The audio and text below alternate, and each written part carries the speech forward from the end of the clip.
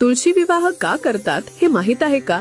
तर पौराणिक कथेनुसार पूर्वी जालंधर नावाचा एक राक्षस होता. त्याची पत्नी वृंदा म्हणजे तुळस अत्यंत पतिव्रता आणि भक्त होती. तिच्या पतिव्रतेच्या शक्तीनं जालंधराला कोणीही पराभूत करू शकत नव्हते. भगवान विष्णूंनी जगाचं रक्षण करण्यासाठी जालंधराचा वध करण्याचा निर्णय घेतला. वृंदेच्या पतिव्रतेचा नाश करण्यासाठी विष्णूंनी जालंधराचं रूप धारण केले आणि वृंदेची परीक्षा घेतली. सत्य कळल्यावर वृंदेला खूप दुःख झाले.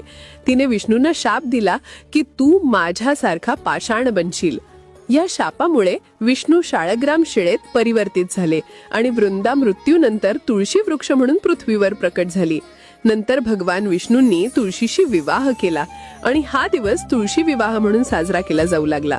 त्या दिवसापासून दरवर्षी तुळशी आणि विष्णूचा विवाह लावला जातो आणि यानंतरच सुरू होतात सगळी शुभ कार्य, लग्न, मुंज, गृहप्रवेश.